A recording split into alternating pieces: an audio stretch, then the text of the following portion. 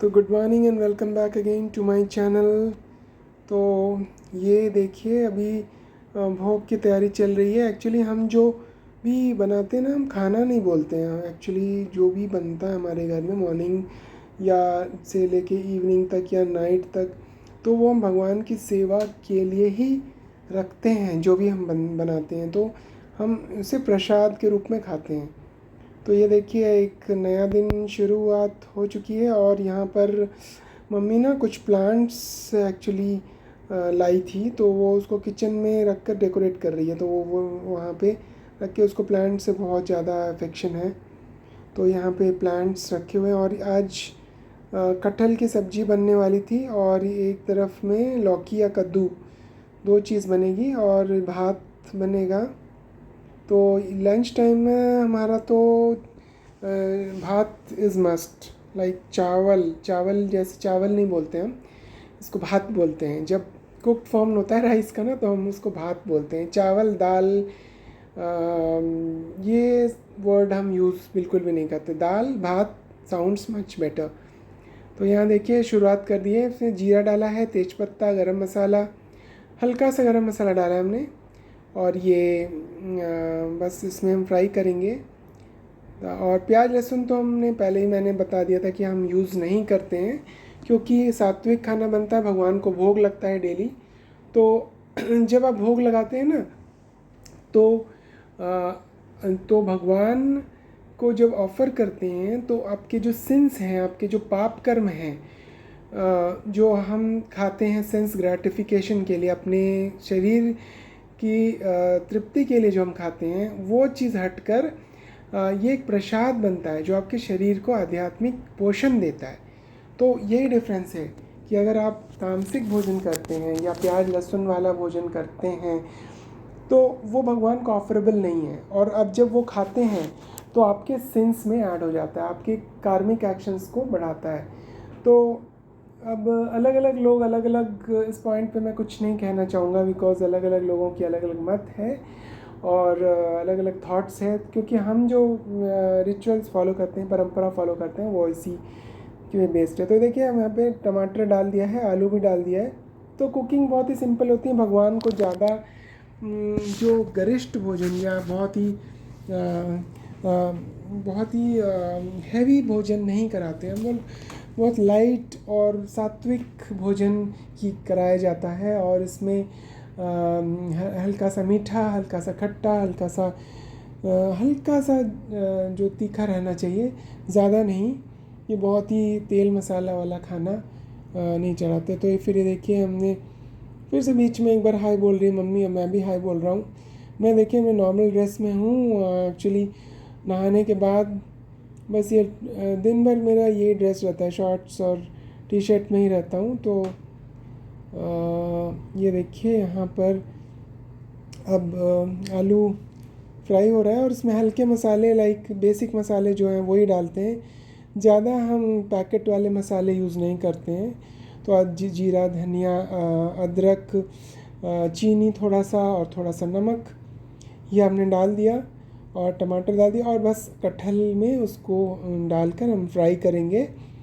हल्का सा फ्राई करने के बाद फिर हम उसमें थोड़ा सा पानी डालेंगे और बस इसको बॉयल होने के लिए छोड़ देंगे। बस इतना ही करना होता है। तो ज़्यादा टफ़ कुकिंग नहीं होती हमारी, सिंपल कुकिंग होते हैं, क्योंकि हम सिंपल लोग हैं, सिंपल कुकिंग करते हैं और भगवान को भी सिंपल चीज़ ही पसंद आता है। तो भगवद गीता में लिखा है कि पत्रम पुष्पम फलम तोयम, भगवान को ये चार चीज़ बहुत प्रिय है। ये ही चीज़ ऑफ़र करना चाहिए हमें भगवान को। तो किसी भी तरह की तामसिक चीज़ जो है भगवान कभी एक्सेप्ट नहीं करते हैं। तो थोड़ा सा हमने चीनी भी इसमें डाल दिया, क्योंकि स्वीटनेस बहुत ज़रूरी है। तो ज़्यादा नहीं डालेंगे, क्योंकि ज़्यादा डालेंगे तो फिर डायबिटिक हो जाएगा। तो या फिर आप गुड़ का पाउडर डाल सकते हैं, क्योंकि भगवान को ना थोड़ा हम स्वीटनेस ज़रूर रखते हैं, क्योंकि भगवान मीठे मीठे से हैं। तो कान्हा जी मीठे मीठे से हैं, तो हम भी उन्हें मीठा मीठा ही भोग लगाते हैं। तो ये देखिए ये अब थोड़ा सा और ब्लेंड होगा ये, इसको हम ढक देंगे थोड़ा बॉईल होने के लिए।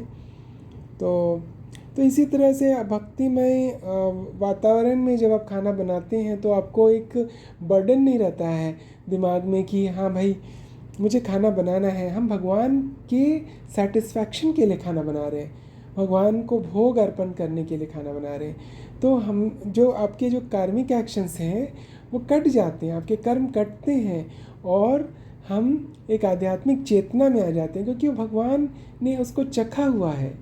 तो कई लोगों इस पे समझ नहीं पाएंगे इस चीज़ों को। तो ये देखिए अब दूसरा चीज़ है लौकी की तैयारी हो रही है। यहाँ पे थोड़ा सा जीरा हमने डाला, थोड़ा सा खड़ी मिर्च डाली है और बस इसको थोड़ा सा फूटने देंगे। आप हींग भी डाल सकते हैं इसमें, शायद मैंने हींग भूल गया हूँ।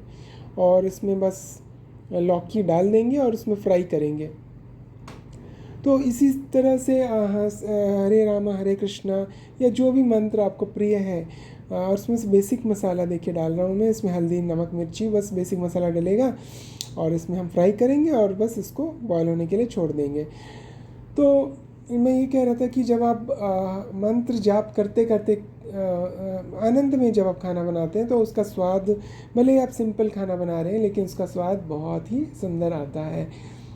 तो हमारे घर में जो भी प्रसाद बनता है तो लोग उसको ग्रहण करते हैं, जो आते हैं बाहर से उनको बहुत ही दिव्य अनुभूति होती है। उन्होंने बोले कि आपने कैसे बनाया, आपने इतना सिंपल सा खाना, वो भी बिना प्याज लहसुन के, इतना सुंदर उसका टेस्ट हो जाता है। क्योंकि भगवान का जो आशीर्वाद है, भगवान की दृष्टि है उस पर पड़ती है और हम एक आध्यात्मिक चेतना में आ जाते हैं। तो आप सभी से रिक्वेस्ट है कि आप भगवान के प्रसन्नता के लिए खाना बनाएं, अपने शरीर के पोषण के लिए नहीं। क्योंकि आप शरीर के पोषण के लिए बनाएंगे तो आप मोटे होते जाएंगे, आपकी हेल्थ खराब होती जाएगी। तो ये देखिए अब लौकी को हमने डाल दिया है, बस इसमें 1-2 सीटियाँ आएंगी और हो गया बस।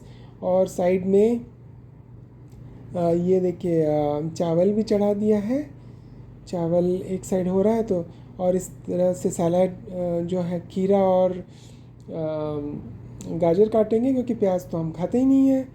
और इस तरह से फिर भगवान का भोग का थाली रेडी हो जाएगा और सभी घर पे वेट कर रहे हैं कि जैसे भी भोग लगे और फटाफट से हम खाना खाएं। तो खाना बोलने में ना मुझे बड़ा अजीब सा फील होता है। खाना हम बोलते ही नहीं है, क्योंकि अब जो भी बनता है भगवान के लिए ही बनता है, तो भगवान का प्रसाद हम बोलते हैं।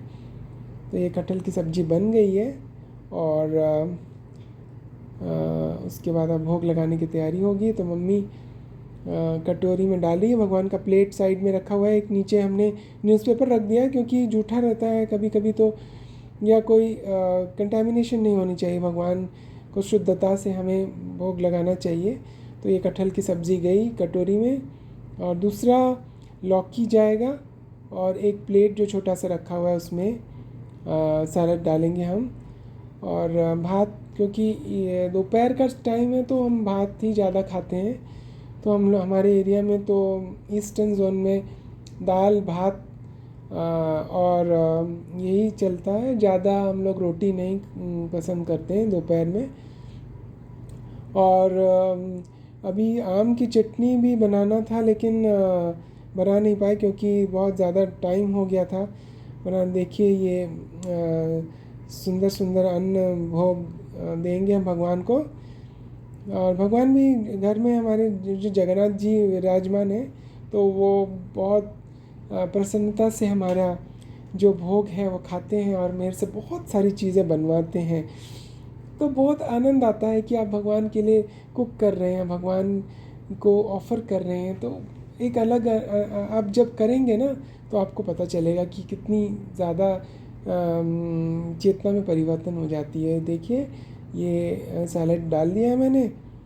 और प्लीज़ आप लोग जो लोग भोग नहीं लगाते हैं, मेरी बातों का थोड़ा सा अदरवाइज़ न लें, क्योंकि मतलब आप करके देखें एक बार तो आपको ज़रूर से ज़रूर चेंजेस आएंगे आपके कॉन्शियसनेस में। तो ये भोग का थाली रेडी है। अब हम इसमें ऑफरिंग कर रहे हैं। कुछ भोग के मंत्र होते हैं, वो हम मंत्र डाल के इसमें आसन बिछा के भगवान को भोग लगा देंगे।